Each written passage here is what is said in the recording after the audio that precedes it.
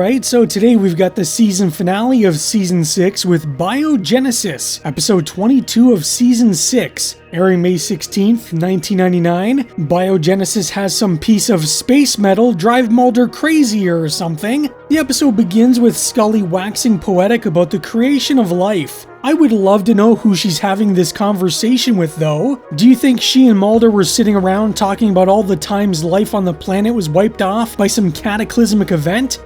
But for all our knowledge, what no one can say for certain is what or who ignited that original spark. Well, knowing where this show's going and what every documentary on the History Channel is about, I'm gonna guess aliens. Suddenly a spooky piece of metal washes up in Africa, and definitely not California. It seems to be important, however, because it causes this guy to take his glasses off. And we all know if you see something crazy, you've gotta take your glasses off. How else are you gonna see it?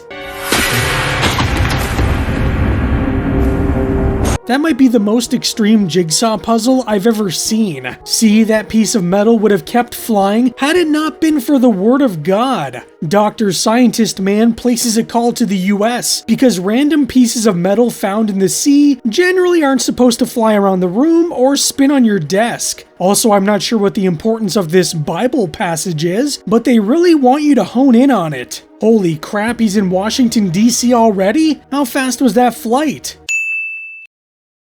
Dr. Sanders? Professor Sanders. I'm Solomon McMullen.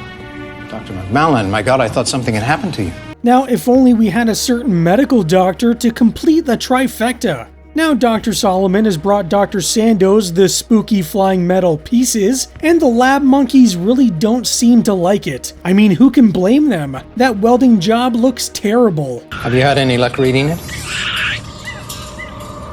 You're not Dr. Sanders, are you? Let me guess, shape-shifting alien? Mulder and Scully are put on the case because who else would handle something this spooky? Although Dr. Sandoz looks a lot different than I remember him just 10 seconds ago, it seems Dr. Solomon and the real Dr. Sandoz both believed life on Earth came from elsewhere, like say Mars for example, which considering everything we've seen on the show isn't exactly the craziest thing I've heard so far. You'd accept that as plausible? Well, almost any scientist would. Theoretically, I mean, it's just a theory.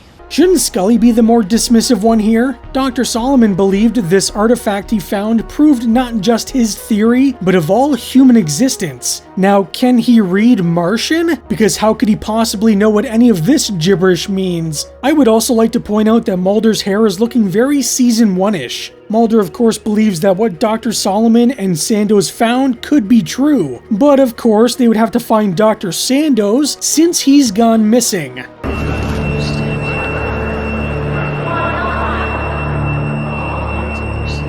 You know, I feel the exact same way when I'm on a crowded elevator, and I don't need some alien rubbing either. Men who are all now dead, you expose their secrets. I mean, you've won. What more could you possibly hope to do or to find? My sister. Did she forget the entire reason for Mulder obsessing over the X-Files in the first place? Sure, the conspirators for the most part are all dead, but they weren't the main reason Mulder got involved in this nonsense. Mulder and Scully arrive at the crime scene and hey, it's fake Dr. Sandoz. I'm Dr. Barnes, head of the department. Dr. Barnes? How am I certain you're not just lying about this name too? Scully walks over and shows Dr. Barnes, if that's even his real name, the paper, which seems to give Mulder a massive migraine or something. Oh, I really hope he didn't drill another hole in his head. Scully checks on her main squeeze, who's not doing so hot. Mulder tells her that he thinks it's the paper that's causing it and giving him these headaches, but she just looks at him like, surely you can't be serious. Of course he's serious, and don't call him Shirley. You're late. I'm sorry, I thought this was my office. Fox. Does the office ever become theirs, or is it always just Mulder's? Also, hey, it's Chuck! Remember Chuck? Actually, when was the last time we saw Chuck? Surprisingly, Scully called in Chuck to authenticate the markings on the paper, and see if maybe they are giving Mulder these random headaches. I guess she took what he said to heart. Unfortunately for Mulder, Chuck thinks it's a fake. The writing seems to be Navajo, though it makes practically no sense, and it was randomly found in Africa, which I guess adds to the hoax aspect? Wait, Dr. Barnes wrote an entire paper on God spelled backwards? It's dog, you idiot. The most holy of God's creatures. Then why would an American Indian artifact be fused in rock on the west coast of the African continent? Well, in 1996, a rock from Mars was found in Antarctica. How did it get there? It was from outer space. So was Mulder claiming a piece of rock with Navajo writing fell from outer space and landed in Africa? Of all the wild and crazy theories he's thrown out there, this one might take the cake. Mulder starts having more of these headaches, which I feel ya, bud. Migraines are a killer. He also seems to know what happened to Dr. Solomon. Mulder claims Dr. Barnes killed Dr. Solomon, and he knows this because he felt something. I guess Mulder is suddenly telepathic? Come get you. That guy is my spirit animal. Mulder and Scully do some poking and prodding around Dr. Sandoz's place and discover that he might be visiting our good pal Albert Hosteen. Wow, we haven't seen him in a while. I bet he's doing great. Albert has cancer. Oh shit. Mulder and Scully walk into Sandoz's kitchen and discover Dr. Solomon. Based off how many flies there are, I'd say they would have smelled him getting off the elevator. Mulder believes Dr. Sandoz is innocent and fearing for his life, though it's hard to prove innocence when you have a head in your garbage. Whoever killed Dr. Solomon decided to remove a bunch of body parts known for holding onto radiation, and in this case, radiation from outer space, which I guess must prove this artifact is indeed alien. Excuse me? There's someone else on this case you're not telling me. What the hell is he talking about? I hear it. Who else could be on this case though? Oh god, what is Skinner up to now? Holy crap, it's Krychek. Well, I'm glad he at least cut his hair. Stupid ass haircut. The funniest part about this scene is you can clearly see Skinner spying on Mulder and Scully from the door, yet somehow they never notice this. Scully makes her way to a hospital in New Mexico, only to see poor Albert being carted off to emergency. The upside, I guess, is that he translated the artifact. The downside is he's dying from cancer, which is a real bummer. Mulder makes his way to generic American University. Could they not have come up with a better name? He starts looking through Dr. Barnes' things and is nearly caught. Let's just hope the monkeys can keep their trap shut this time. Mulder attempts to follow Dr. Barnes, but all the students look at him like, who's this old dude? Mulder, I felt the exact same way going back to school when I was older. No wonder Mulder keeps having all these headaches. Couldn't someone turn that ear-piercing noise down? Holy crap, it's Dr. Sandoz. I swear, if he gave Albert cancer... Closer. Closer, a little bit closer. Scully tracks Sandoz down in the stairwell, but she's not the only one with issues in stairwells because Krychek has found Mulder, though he sort of just looks at him and leaves him there to suffer. Krychek meets with Dr. Barnes and shows him a tape, though I really don't want to know what's on it. Look, so I got a little heavy, okay? A little heavy. Is that how you want to remember it? Do you know what they call guys who get a little heavy with women? What are you getting at, Jack? I wasn't gonna her. Well, that's what the law calls it when a woman doesn't say yes. Meanwhile, Dr. Sandoz says Albert was translating the writing on the artifacts before his health took a turn for the worse, though handling these radioactive artifacts may have been why his health took a turn for the worse.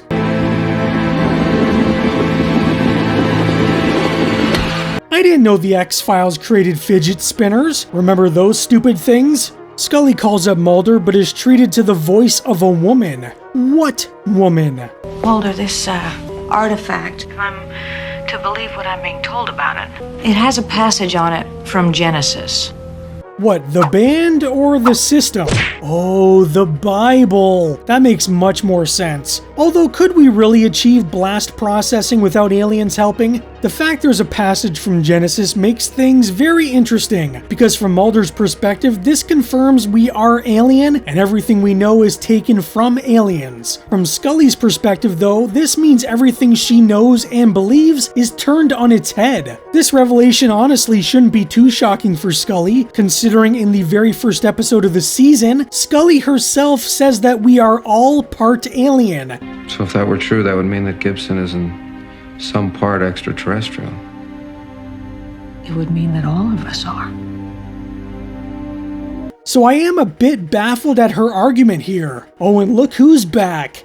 T. McPherson. How and why does Mulder still trust her? And I'm sorry, but why did she take her shirt off? Is she going to try and seduce a clearly very ill Mulder? Of course, she was also talking to the cigarette smoking man, but who are these people? Is it a new syndicate? Oh no, not Albert. Can Fowley get cancer instead, please? The healing ceremony has begun if you want to go inside. No, I don't think that's right. I don't share in their faith. The medical doctors say they've done everything they could. Excuse me, sir, but you're talking to a medical doctor? And honestly, I don't think these people would mind if Scully joined in. I mean, after what they did for Mulder? Scully gets a call from Skinner saying Mulder's been admitted to the hospital. But not any old hospital, the psychiatric hospital. Whatever this artifact is, it's basically turned Mulder into a stark raving lunatic. How does Scully not immediately tell Fowley to get f***ed? This man right here, Fox Mulder. Alright, so Mulder's gone bye-bye. Fowley starts asking questions like, when did this start? What kind of case is this? Why does your hair always look much silkier than mine? The X-File here is a fraud. Scully has ample proof of that. Evidence authenticated by a scholar and authority. I never sent you that report. Anyway, the case is being resolved. I love how quickly Skinner brushes this off. Fowley claims Mulder called her and she found him in a stairwell. I'm gonna put my money on Krychek being the one that called her. Poor Scully is stuck between a rock and a hard place, because who is she going to listen to? Fowley, who has screwed her over 1,000,000 times? Or Skinner, who has screwed her over 1,000,000 times? Scully makes her way back to the office and lo and behold, there's a camera. I guess you can't trust anyone these days, can ya? Before she can find it, however, Dr. Sandoz calls her to let her know that what Albert translated contains the map of our complete genetic makeup, basically proving everything he said about us being created by aliens to be true. Hello? Oops, I guess you shouldn't have top secret phone calls over unsecured lines. Of course it was Krychek, but don't you dare touch Albert. 36 hours later, Scully makes her way to Africa so she can find more of these artifacts, I guess. You know, I like her dress, but I don't think it's the best thing to wear when you want to go digging around the beach.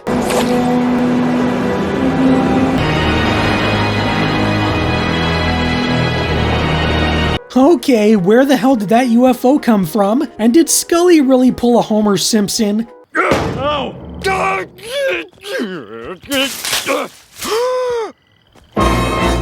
Alright, so Biogenesis is actually a lot better than I remembered. I still don't like the whole Mulder losing his mind storyline, especially since we've sort of been there before, but who knows, maybe once I catch up with the other parts, I'll like it more. The idea that we came from aliens isn't exactly a new concept. You can go back and see paintings and drawings that have alluded to something more powerful than us, but I mean, that could literally be anything. Are the aliens what people would call God? Were we put here by something from another star system? I'm not about to get into some philosophical debate because honestly, I don't exactly have the IQ for something like that. But it's fun to think about at least. Scully's inner struggle that everything she knows may have been put here by aliens is a pretty interesting angle, though it still annoys me that she takes issue with us being part alien when that was her findings earlier in the season. Hey, just because we're part alien, that doesn't mean there can't be a god, Scully. Aliens could just be another one of his wonderful creations. Still not as good as dogs, though. The thing I hate the most besides Mulder's mental breakdown is Fowley. Can we just get rid of her already? Has she not caused enough headaches? It is nice to see Krychek, though. That little rascal always has some cockamamie scheme up his sleeves. It is kind of hard to talk about the first part of a multiple-parter when you don't have the full context of the story, but for the first part it's not bad, though I do hate that Albert Hosteen was taken from us. I wish they had done more with that character. He always felt like he would make a good grandfather-type character that Mulder could confide in, someone who could help guide him on the right path. Instead, they give him cancer and kill him off screen.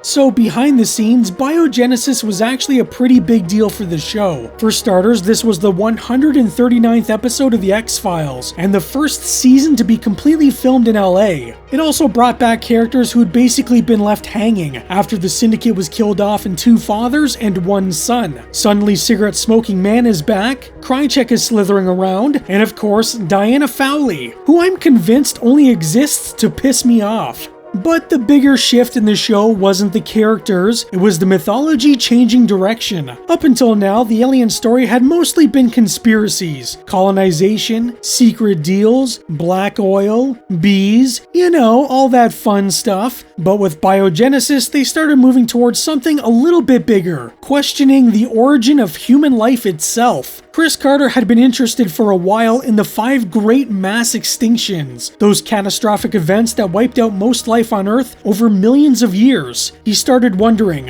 what if humanity didn't just evolve naturally after the last one? What if there was an outside influence? You know, alien influence? And then you add another twist. What if evidence for that started appearing right when scientists were predicting another extinction might be on its way? From Carter's perspective, that idea was perfect because it finally brought Mulder and Scully's belief systems closer together. Mulder's openness to the supernatural and Scully's scientific mindset were starting to converge, and that was something they wanted to explore more going into season 7. Apparently, Carter also met someone early in the show's run who worked on the Human Genome Project, which got him really interested in genetics and DNA, which makes sense when you think about how often the show uses genetics. The groundwork had been laid out for years. Executive producer Frank Spotnitz even said many of the ideas in Biogenesis were things he and Carter had been discussing for 2 or 3 years already, and once they blew up the Syndicate storyline, it became a lot easier to introduce these new elements. Like, what if a spaceship washed ashore in Africa? And what if it was covered in passages from religious texts? One theme the show had circled for years was that searching for aliens and searching for God are actually very similar pursuits. So Biogenesis basically tied religion, science, and alien mythology together into one giant existential crisis. And if you think the script feels complicated, it kind of was behind the scenes too, which should come as a shock to absolutely no one.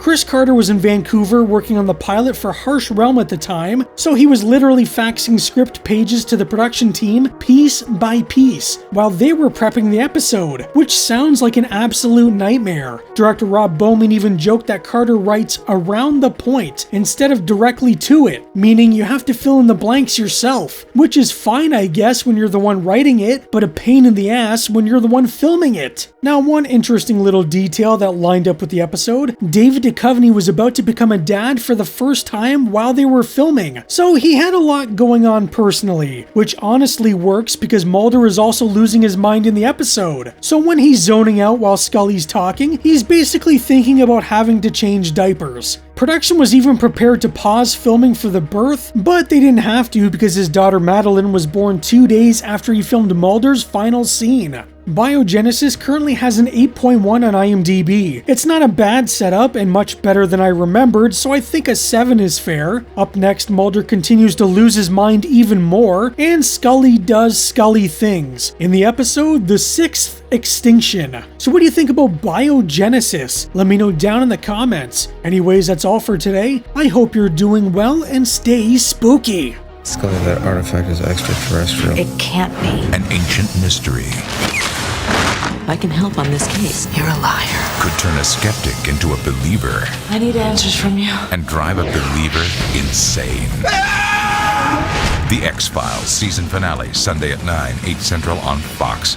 Huge thanks to all my channel members, you're the real MVPs of the Spooky Squad. Your support helps keep the lights flickering and the monsters fed. If you'd like to join up and help support the channel, check out the join button below. But no pressure, just watching and liking helps a ton too.